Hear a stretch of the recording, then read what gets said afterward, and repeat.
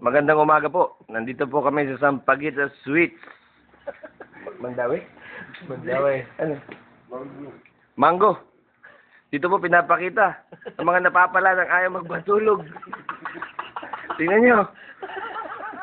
Si Dundun. Isang dancer.